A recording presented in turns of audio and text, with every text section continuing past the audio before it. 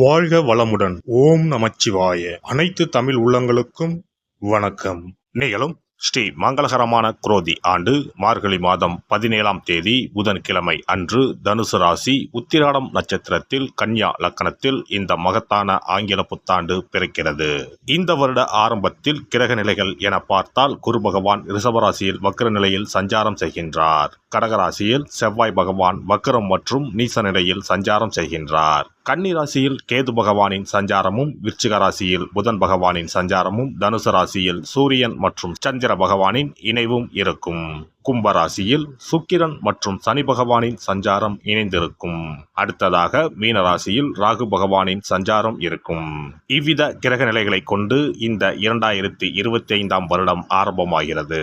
இந்த புத்தாண்டில் சனி பெயர்ச்சி, குரு பெயர்ச்சி, ராகு கேது பெயர்ச்சி என முக்கிய கிரகங்களின் பெயர்ச்சிகள் நடைபெற உள்ளது. இதன் காரணமாக சில ராசிக்காரர்களுக்கு குடும்பம், வேலை, தொழில் என அனைத்து விதத்திலும் முன்னேற்றம் ஏற்பட வாய்ப்புள்ளது. பிப்ரவரி 4ஆம் தேதி குரு பகவான் ரிஷபராசியில் வக்ர நிவர்த்தி அடைகிறார். மார்ச் 29ஆம் தேதி சனி பெயர்ச்சி நடைபெற உள்ளது.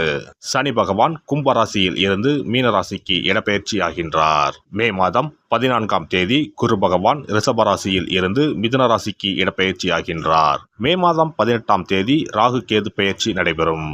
ராகு பகவான் கும்பராசிக்கும் கேது பகவான் சிம்மராசிக்கும் இடப்பெயர்ச்சி ஆகின்றனர். இந்த கிரக அமைப்பு மற்றும் பெயர்ச்சியினால் உங்கள் வாழ்வில் ஏற்பட போகும் சுபபலன் என்ன என்பதனையும், அசுப பலன் ஏற்படுமாயின் ராசிக்காரர்கள் செய்ய வேண்டிய பரிகாரம் என்ன, வழிபட வேண்டிய தெய்வம் யார் என்பதனை பற்றியும் விரிவாக காண்போம். பிறக்க போகும் இந்த ஆங்கில புத்தாண்டு உங்கள் வாழ்வில் வளமும் நலமும் செல்வ செழிப்பும் பெற்று வாழ்வில் உயரிய நிலையை அடைய எல்லாம் வல்ல எம்பெருமானை வேண்டி விரும்பி கேட்டுக்கொள்கிறேன். ரிஷபராசி அன்பர்களே, ரிஷபராசி அல்லது ரிஷப லக்கணத்தில் பிறந்தவர்களுக்கு 2025ஆம் ஆண்டில் கோடீஸ்வர யோகம் உண்டாகும்.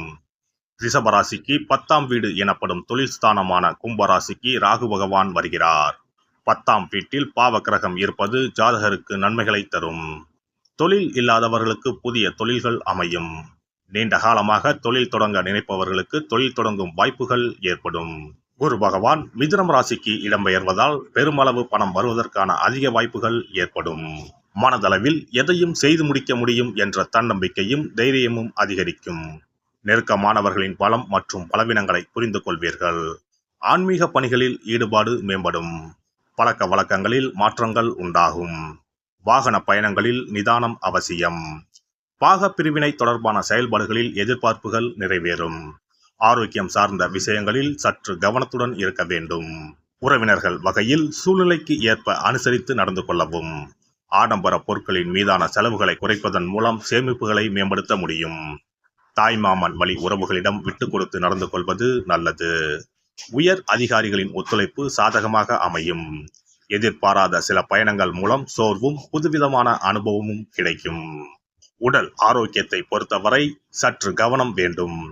பரம்பரை நோய்கள், தொற்று நோய்களால் ஏற்பட்ட பாதிப்புகள் படிப்படியாக குறையும். பெண்களை பொறுத்தவரை குடும்பத்தினரிடையே உங்கள் ஆலோசனைக்கு மதிப்புகள் தாமதமாகவே கிடைக்கும். தம்பதிகள் ஒருவரை ஒருவர் புரிந்து கொண்டு செயல்படவும். விலை உயர்ந்த பொருட்களில் கவனம் வேண்டும். பிள்ளைகள் மீதான அக்கறை அதிகரிக்கும். வாகன சொத்து சேர்க்கை செயல்களில் சிந்தித்து முடிவெடுக்கவும். துணையை இழந்தவர்களுக்கு மறுமண பாக்கியம் உண்டாகும். மாணவர்கள் கல்வியில் கூடுதல் கவனம் செலுத்தவும். ஆசிரியர்களின் ஆலோசனை நல்ல மாற்றத்தை தரும். எதிர்காலம் சார்ந்த முடிவுகளில் அவசரம் இன்றி பொறுமையை கையாளவும். குடும்ப விஷயங்களை பகிராமல் இருப்பது உங்கள் மீதான நன்மதிப்பை மேம்படுத்தும். போட்டி தேர்வுகளில் எதிர்பார்த்த மதிப்பெண் கிடைக்கும். பணிபுரிவோருக்கு பணிபுரியும் இடத்தில் மதிப்பும் மரியாதையும் அதிகரிக்கும். அரசு ஊழியர்களுக்கு பதவி உயர்வு உண்டாகும். பணிபுரியும் இடத்தில் சில நுட்பமான விஷயங்களை புரிந்து கொள்வீர்கள். ஊதியம் கிடைப்பதில் ஏற்ற இறக்கம் உண்டாகும். சக ஊழியரிடத்தில் கோபமான பேச்சுக்களை குறைத்துக் கொள்வது நல்லது. மற்றவர்களின் விவகாரங்களில் தலையிடாமல் இருப்பது நன்மையை தரும். வேலை தேடுபவர்களுக்கு தகுதிக்கேற்ற வேலை கிடைக்கும். வியாபாரிகளுக்கு தொழில் வியாபாரத்தில் திட்டமிட்டு செயல்படுவது முன்னேற்றத்திற்கு வழிவகுக்கும். அபிவிருத்திக்கான எண்ணங்கள் மனதளவில் மேம்படும். அரசு வழியில் எதிர்பார்த்த உதவிகள் சாதகமாக அமையும். வெளிநாட்டு வர்த்தகங்களில் இருந்து வந்த தாமதங்கள் மறையும். கூட்டாளிகளிடம் பொறுமை காப்பது நல்லது. புதிய தொழில் தொடங்குவதற்கான எண்ணங்கள் சாத்தியமாகும். கால்நடைகளால் விரயம் உண்டாகும். சக விவசாயிகளிடம் வீண் விவாதங்களை தவிர்ப்பது நன்மையை தரும். கலைத்துறையினரை பொறுத்தவரை வளர்ச்சி படிப்படியாக உயரும். புதிய வாகனங்கள் வாங்கும் வாய்ப்புகள் கிடைக்கும். தொழில்நுட்ப துறைகளில் இருப்பவர்களுக்கு நல்ல வாய்ப்புகள் கிடைக்கும். உழைப்பிற்கான அங்கீகாரமும் கிடைக்கும். மனதிற்கு சந்தோஷமான காரியங்கள் நடக்கும். அரசியல்வாதிகளை பொறுத்தவரை புதிய பொறுப்புகளும் பதவிகளும் கிடைக்கும். வெளிநாட்டிற்கு செல்ல நினைத்தவர்களின் முயற்சிகள் வெற்றியாகும். எதிரிகளால் ஏற்பட்ட இன்னல்கள் விலகும்.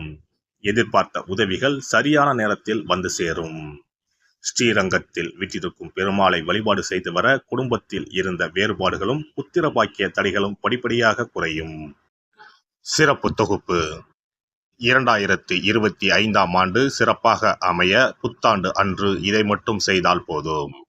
2025ஆம் ஆண்டு புத்தாண்டை வரவேற்க அனைவரும் ஆவலாக காத்திருக்கிறோம்.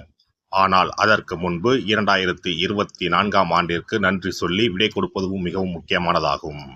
இந்த ஆண்டில் கிடைத்த நல்ல விஷயங்களுக்கு நன்றி சொல்வதுடன் கிடைக்காமல் போன விஷயங்களுக்கும் சேர்த்து நன்றி சொல்ல வேண்டும். இதனால் பிறக்கப் போகும் புதிய ஆண்டில் அவைகள் இன்னும் சிறப்பாக நமக்கு நடப்பதற்கு வழிவகுக்கும். 2025ஆம் ஆண்டிற்கான காலண்டர் வாங்குவதற்கு முன் அதில் வேறு எந்த நிறுவனத்தின் பெயரோ எதுவும் இல்லாததாக பார்த்து வாங்கி வீட்டில் வைக்க வேண்டும். குறிப்பாக மகாலட்சுமி, வராகி அம்மன் படத்துடன் இருக்கும் காலண்டரை வாங்கி வீட்டில் வைப்பது நல்லது.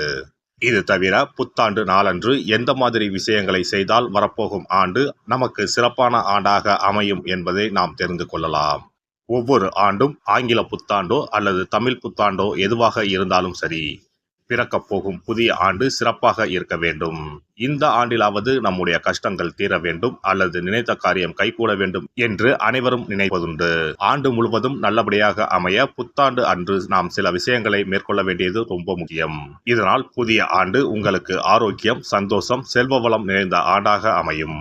புத்தாண்டு அன்று காலையில் எழுந்தவுடனேயே நாம் குளித்து விடுவோம். அப்படி நாம் குளிப்பதற்கு முன் குளிக்கின்ற நீரில் 3 முக்கியமான பொருட்களை சேர்ப்பது மிகவும் நல்லது. அந்த தண்ணீரில் முதலில் சிறிது கல்லுப்பை சேர்க்க வேண்டும். கல்லுப்பு நமக்கு இருக்கும் கண்திஷ்டி, எதிர்மறை ஆற்றல்கள் ஆகியவற்றை அகற்றிவிடும். அடுத்ததாக சிறிது மஞ்சள் தூளை அதில் சேர்க்க வேண்டும். இதுவும் எதிர்மறை ஆற்றல்களை நீக்கி வாழ்வில் மங்களங்களை நிறைய செய்யும்.